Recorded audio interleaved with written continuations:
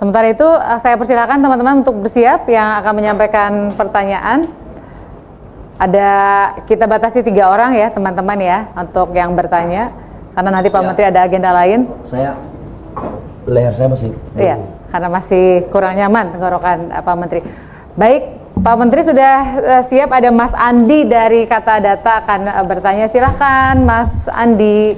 Selamat siang Pak Bahlil, Andi dari Kata Data. Ada beberapa pertanyaan Pak. Yang pertama tadi soal hilirisasi di Petrochem. 2 minggu atau 3 minggu lalu itu di Kemenperin ada asosiasi plastik sama Dirjen IKFT bilang bahwa ada 439 triliun investasi yang tertunda yang harusnya tertanam sampai 2030. Itu kalau dari yang akhirnya terrealisasi cuma 2 lote, salah satunya satu lagi saya lupa. Dari 6 investasi 2 terrealisasi, 6 paling gede tuh Pertamina ada 2 sampai ratusan triliun, pokoknya itu tertunda gara-gara ada kebijakan cukai plastik. Nah pertanyaannya, Pak Menteri udah ngobrol belum sama Bu Menkyu terkait realisasi cukai plastik ini seperti apa dan dampak-dampaknya gimana? Itu yang pertama Pak. Terus yang kedua, tadi kan disampaikan untuk investasi di semester pertama itu udah 800 triliunan ya Pak ya. Lumayan besar angkanya, mantap. Itu kalau boleh tahu groundbreaking udah ada catatannya belum Pak, groundbreaking yang dilakukan oleh pemerintah pada first half 2024 itu apa saja, dan sampai akhir tahun nanti kira-kira udah ada yang bisa dipublikasikan belum Pak groundbreaking di semester kedua. Terus satu lagi Pak, akhir-akhir ini kan ada sentimen negatif dari industri dalam negeri, yaitu PHK massal ya Pak. Ini kan bukan rahasia umum lagi bahwa industri tekstil PHK massal memang karena perekonomian global yang tidak sehat dan mesin yang tua. Tapi ini kan mau nggak mau bakal jadi sentimen negatif kepada investor di luar. Nah dari Kementerian Investasi sendiri, apakah ada mitigasi untuk menangani sentimen negatif ini ke depannya agar target 1.600 ini tercapai? Itu aja. Makasih Pak. Baik, makasih Mas. Ada angka 439. Kalau angka ini saya nggak tahu ya. Angka ini dari mana 439 triliun ini, coba tanyakan di Kementerian Teknis yang mengeluarkan. Tetapi gini, dari total petrochemical ini salah satu diantaranya adalah di Tuban. Yang dimaksudkan oleh Pertamina itu di Tuban ya. Dia kerjasama sama Rosneft. Ya. Dan sempat masalah ini kita selesaikan.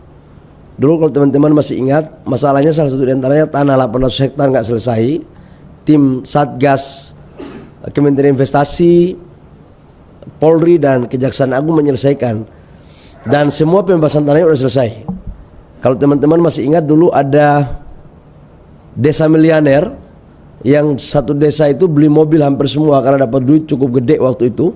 Itu adalah hasil daripada kerja tim Satgas. Nah pada implementasinya adalah itu kan terjadi perang ya antara Ukraina dan Rusia. Rosneft itu kan punya Rusia dan sampai sekarang belum selesai. Nah sekarang lagi dicari bagaimana exitnya, jalan keluarnya untuk agar bisa ini jalan. Termasuk dalamnya adalah cukai plastik ya. Nah memang investor itu akan datang kalau kita juga punya aturan ya, insentif pajak yang harus membuat mereka itu juga ringan gitu loh. Jangan belum kita sudah palakan, masalahnya di situ. Jadi ya saya nggak bisa mengomentari banyak hal ya terkait dengan apa yang dilakukan oleh Kementerian Keuangan. Kalau saya ditanya bahwa sudah komunikasi sama Ibu Menteri atau tidak, saya lupa. Karena terlalu banyak kita koordinasikan. Nanti wamen saya lah sama Pak Robert nanti jelaskan.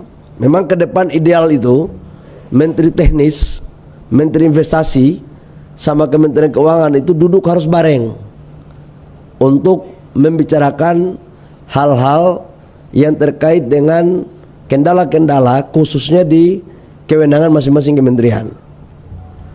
Kemudian yang ditanyakan lagi itu adalah groundbreaking.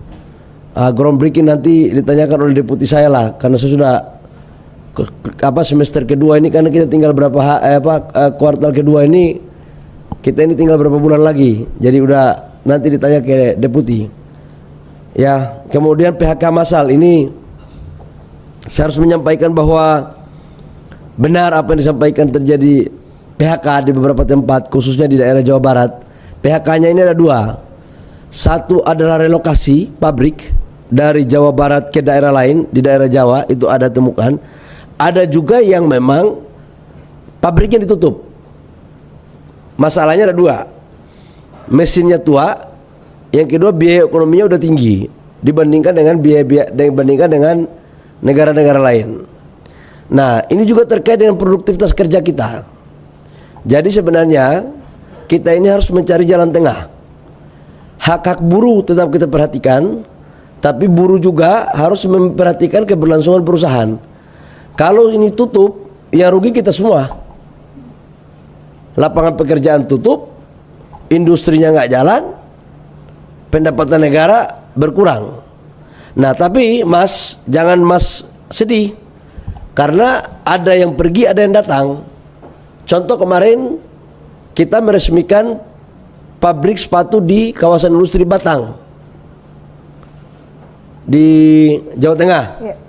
Itu menciptakan lapangan pekerjaan 2.000 lebih. Jadi jangan yang ditulis hanya yang perginya, yang datang juga ditulis. Jadi tolong media juga lihat bahwa betul ada yang pergi, tapi yang datang juga ditulis. Jangan perginya saja yang ditulis. Itu.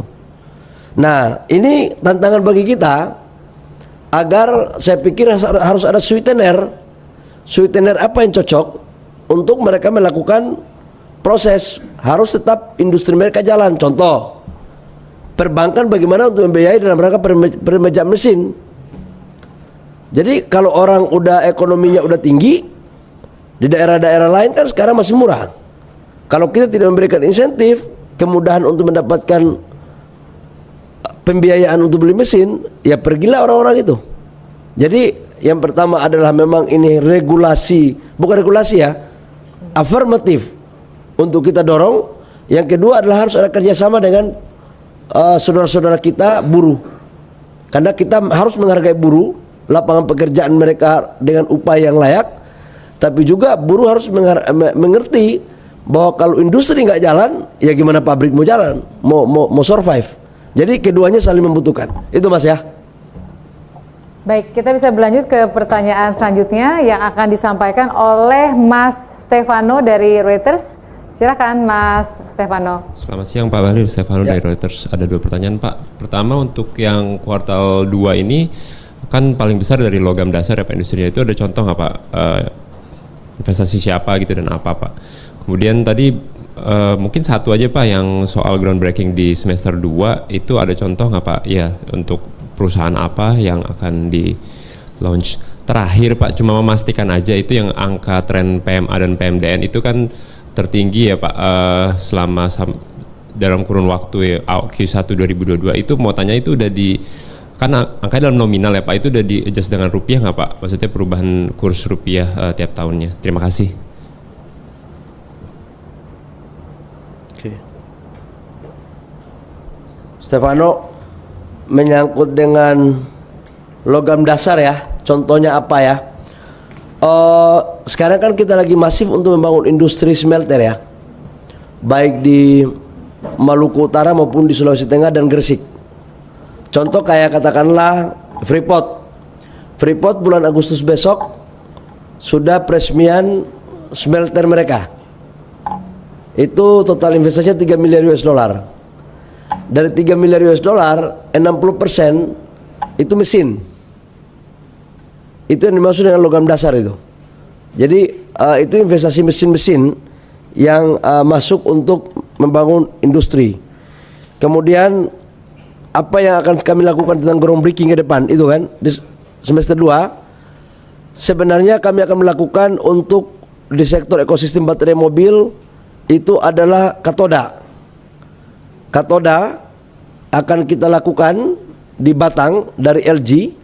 Kemudian kemarin teman-teman dari Huayo di semester 2 sedang membangun prokursor di Maluku Utara untuk menyuplai permintaan daripada Tesla. Jadi ke depan 1 Januari 2025 Indonesia akan mengirim material bahan baterai berbentuk prokursor dari Indonesia, yaitu pabriknya di Wedabai. Kemarin saya kunjungi di sana.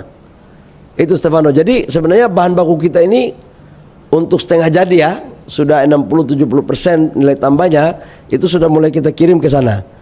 Dan sekaligus juga saya sampaikan bahwa teman-teman dari kemarin saya ketemu dengan Eramet dan BASF yang untuk sementara mempending rencana investasi mereka itu karena memang harga penjualan mobil global itu lagi menurun, penjualan mobil listrik lagi menurun, dan karena itu mereka membuat kontrak jangka panjang. Jadi produk prokursor katodanya mengambil dari Indonesia untuk dikirim ke pabrik-pabrik existing mereka untuk dari baterai mobilnya.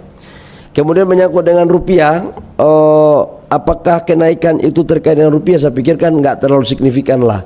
Naiknya kan cuma sedikit aja. Sekarang mungkin 16.200, 16.000 udah pas. Jadi nggak ada pengaruhnya dengan kenaikan PMA maupun PMDN akibat rupiah. Naiknya dikit sekali. Saya pikir itu. Satu lagi ya Pak ya pertanyaan? Ya satu lagi ya cukup ya, karena Siap. gua ada. Baik, ada pertemuan lagi. Mbak Debrinata dari Trend Asia, silakan Mbak. Selamat siang Pak Bahlil, mau nanya sedikit Pak. Kemarin kan KITB Batang kan sudah diresmikan ya Pak. Tapi yang menarik perhatian saya adalah pernyataan Bapak yang bilang kalau KITB Batang tuh dibuat tanpa master plan gitu. Sementara KITB Batang tuh kan akan dijadikan percontohan untuk di industri-industri, kawasan industri lain ya Pak. Kira-kira waktu itu gimana ya Pak, Bapak meyakinkan investor gitu atau tenan yang masuk dikerjakannya tanpa master plan, nah gitu itu gimana sih Pak gitu. Dan 18 tenan tadi itu yang beroperasi kira-kira siapa saja atau seenggaknya 5 besar deh Pak yang invest di situ, siapa gitu ya, boleh dijelaskan. Dan yang terakhir Pak, ini kemarin banget sikap dari Muhammadiyah sudah bilang kalau bakal mengambil atau mengelola izin tambang gitu. Dan seperti yang kita tahu kan izin tambang itu kan dari PKB 2B X ya. Kalau NU kan dapat dari XKCP. Nah, sementara Muhammadiyah itu sudah dapat akan yang mana Pak? Dapat yang mana gitu? Apakah mungkin dari Arutmin kah, Kendilo kah, Adaro, Multi Harapan atau kayak Diko mungkin? Boleh dijelaskan gitu aja Pak. Terima kasih. Mbak siapa namanya? Debrinata. Ya, Debri. Dari mana Mbak? Debri dari Trend Asia Pak. Debri. Oke, Mbak Debri. Makasih. Memang kemarin kita melakukan peresmian KIT Batang. Jadi saya cerita dikit lah menyangkut KITB Batang ini. Waktu pertama kita mau dorong kawasan industri di Jawa Tengah, itu awalnya bukan di KITB Batang, di Brebes. Kemudian waktu itu sudah disetujui, saya ditunjuk untuk mengecek lokasi. Di 100 hektar pertama di depan itu bagus, tapi kan total di Brebes itu 4.000 lebih, 4.600 kalau nggak salah hektar. Kemudian saya cek masuk ke dalam, naik motor, jalan kaki, ternyata lokasinya itu tidak sama dengan 100 hektar yang ada di depan. Dia lebih rendah, 2,5 meter dari permukaan jalan, dan itu mayoritas eks tambak udang yang kedalamannya itu kurang lebih sekitar rata-rata 2 meter sampai 3 meter. Maka kemudian kalau itu yang kita dorong, rasanya agak berat untuk kita melakukan reklamasi karena waktu. Karena itu dibuat dalam rangka bagaimana menarik investor yang hengkang dari China waktu itu, atau relokasi daripada industri-industri yang ada di negara di Korea, di Jepang, di mana-mana, di Eropa, macam-macam gitu. Kemudian waktu itu intuisi saya sebagai mantan pengusaha itu lahir sebenarnya. Jadi kalau pengusaha itu kan banyak akal. Saya ke Batang, ketemu dengan Pak Gani dan Pak Wihaji. Pak Gani inilah ketua Dirut Holding PTP, dan Pak Wihaji itu adalah Bupati Batang. Dapatlah lokasi itu. Nah, waktu itu kan perang dagang sama Cina, antara Cina dan Amerika kan berjalan terus. Maka taruhannya adalah bagaimana caranya kita menarik orang-orang relokasi. Kalau saya tunggu FS 1 tahun belum tentu selesai. Akhirnya intuisi saya pakai dengan tim saya di Kementerian Investasi. Intuisi kita buat, saya masih ingat waktu itu saya arahkan mereka bikin dulu semi FS. Semi FS dengan kerangka berpikir yang insya Allah baik. Kenapa saya katakan baik? Karena saya sudah pernah lihat lokasi. Saya tes soil tanah, saya tes posisi, karena di situ adalah di dalam areal kawasan industri itu ada rel kereta api. Di bawahnya itu ada pelabuhan yang kita bisa bangun. Di sekelilingnya itu ada jalan tol. Hanya 1 jam ke Semarang Airport. Kemudian menjadi titik tengah. Gasnya itu bisa $6. Maka kita memutuskan oke, jalan. Memang itu keberanian, spekulasi tinggi menurut saya. Spekulasi tinggi. Daripada saya harus melakukan investasi dengan saya ngarang Indonesia 17.000 pulau lebih, penduduknya banyak, hanya itu aja, nggak ada lagi tema lain. Nah, kemudian setelah kita tetapkan menjadi kawasan industri, bahwa Presiden Jokowi dua minggu setelah kami menemukan lokasi itu, langsung Pak Presiden Jokowi melakukan groundbreaking. Pada saat groundbreaking selesai, proses jalan, baru kita membuat FS-nya. Itu maksud saya. Jadi awalnya itu adalah pakai intuisi dan setengah FS. Setelah itu kita perbaiki, kita buat FS-nya. Yang pada kesimpulannya FS setelah dibangun, dilihat secara detail, seksama, hasilnya tidak jauh beda dengan apa yang kami pikirkan di awal. Itu maksudnya, Mbak. Jadi akhirnya tetap kita buat FS. Tetap kita buat. Kalau tidak buat FS celaka nanti. Ini investasi bukan kacang goreng ini.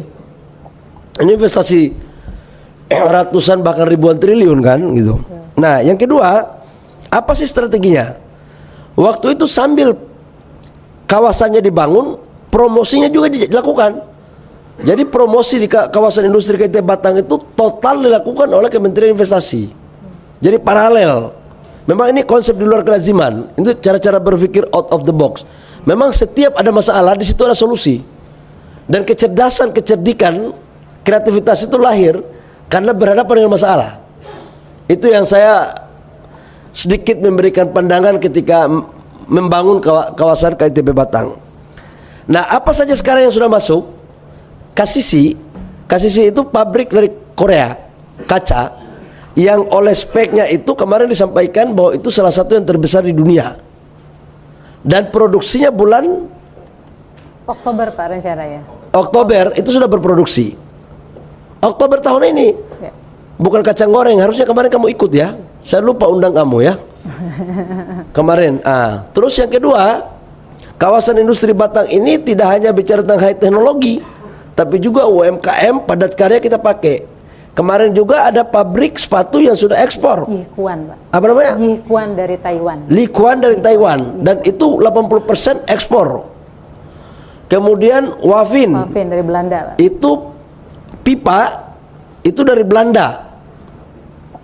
Kemudian ada pabrik keramik. Ada rumah keramik. Rumah keramik. Ya. Aduh, kalau saya cerita satu-satu nanti tidak cukup. Ini bahaya TV nanti kurang bagus gitu, kurang marah-marah saya. Tapi itulah diantara yang kamu maksudkan itu. Ya gitu ya, itu menyangkut KITB Batang. Sekarang KITB Batang udah paten punya. Saya taruhan, cek kawasan industri ada seluruh tanah Jawa, KITB Batang itu pasti yang paling terbaik. Dan sekarang dari 4.300 sudah laku 1.000 lebih, 1.000 hektar lebih. Total tenaga kerja yang kita akan targetkan sampai dengan selesai 10 tahun ke depan itu 250.000 orang. Itu Mbak ya, menyangkut dengan izin tambang, organisasi kemasyarakatan, alhamdulillah kemarin saya baca di berita Muhammadiyah setelah melalui kajian panjang itu menerima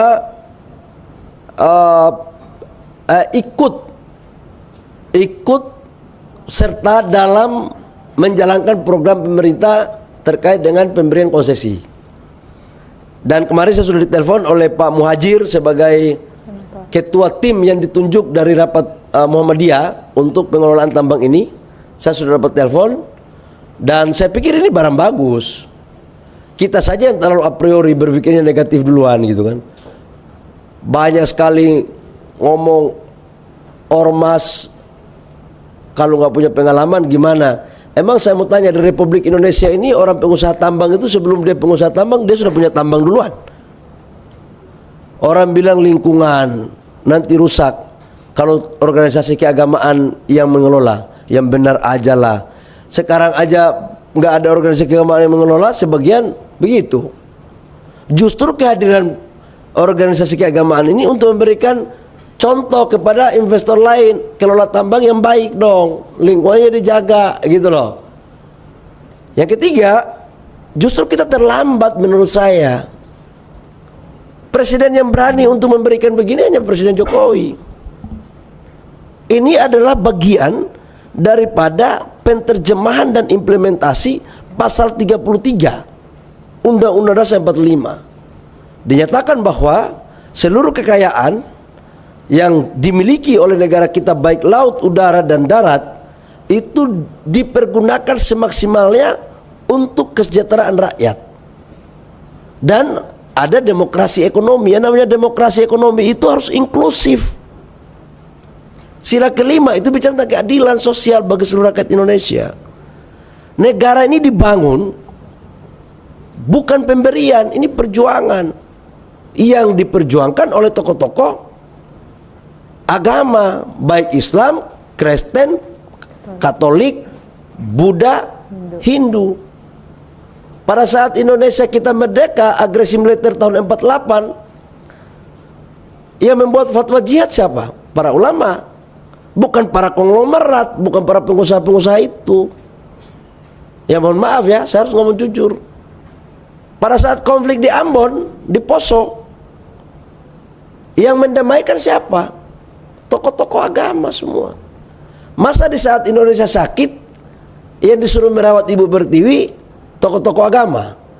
Pada saat Indonesia pesta pora, tokoh-tokoh agama dibilang nggak boleh terima. Yang bisa terima hanya konglo aja.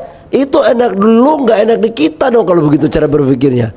Dan cara berpikir ini menurut saya bertentangan dengan substansi daripada Pancasila dan Undang-Undang 45. Cuma selama ini kan nggak ada berani yang melakukan itu. Datang Pak Presiden Jokowi. Ini adalah bagian daripada program retribusi. Nah tapi kan retribusi ini kan harus dengan cara yang elegan, bermartabat dan beraturan. Nah aturannya kita buatkan. Di dalam Undang-Undang Minerba itu dinyatakan di pasal 6 itu dinyatakan bahwa pemerintah berkewenangan untuk memberikan WUPK dengan skala prioritas. Cuma selama ini belum ada PP-nya. Kita buatkanlah PP-nya, cantolannya di pasal 6. Orang kan maunya hanya BUMN. Dalam hati saya, di mana sih hati kita ini? Kita kalau mau kasih ke rakyat kok susahnya minta ampun gitu loh. Tapi kalau kasih ke konglomerat, kasih ke investor asing, semua setuju. Jadi sebenarnya yang anti asing ini siapa gitu loh. Aku mau nanya, Pak Presiden Jokowi mau membela rakyat, membela NU, membela Muhammadiyah, membela Katolik, membela Protestan, membela Hindu, membela Buddha. Masa di saat begitu dibilang bahwa kita nggak boleh dikasih, tapi kalau asing datang ambil, diam aja. Nanti datang lagi Kementerian Investasi bilang jangan hanya berpikir asing-asing, kita juga berpikir. Jadi jangan terjadi apa ya, ambigu gitu loh. Negara itu nggak boleh ambigu. Dan saya menjalankan apa yang diperintahkan oleh Pak Presiden Jokowi. Saya eksekusi. Nah terkait dengan Muhammadiyah, karena sudah disampaikan, saya kasih prolog panjang dulu biar kamu paham tujuannya. Ya kan?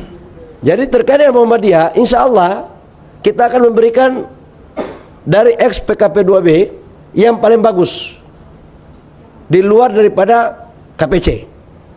Yang mananya nanti saya laporkan ke presiden dulu, baru saya laporkan ke kamu. Ya, karena pimpinan saya presiden, jangan sampai saya lapor. Nanti kalau saya laporkan di kamu, belum saya lapor ke presiden, besok pagi saya reshuffle, bahaya kan? Gitu. Nanti dibilang kamu ini belum ada laporan, udah kasih ke media gitu. Ya deh ya. Tapi yakinlah bahwa niat kita baik. Niat kita baik untuk organisasi-organisasi keagamaan ini supaya apa? Mereka yang dikasih itu kan bukan organisasinya, tapi badan usaha yang dimiliki oleh organisasinya. Supaya mereka ada pendapatan halal, pendapatan yang sah sesuai aturan, dipakailah program ini untuk sekolah, untuk kesehatan, fakir miskin, orang yang membutuhkan, supaya apa? Mereka bisa membantu, merasa terbantu. Justru menurut saya kita terlambat kok, negara terlambat. Dan kalau saya diskusi sama Pak Prabowo, kata Pak Prabowo, jangan hanya itu Mas Bahlil. Dilihat juga organisasi-organisasi lain yang punya kontribusi kepada negara, yang klasifikasinya memenuhi syarat, ya kita kasih saja. Daripada kasih yang lain nggak jelas pula sebagian kan. Setuju gak? Kamu setuju gak kita kasih ke organisasi keagamaan? Hah? Kalau baik sih. Menurut kamu baik nggak ini?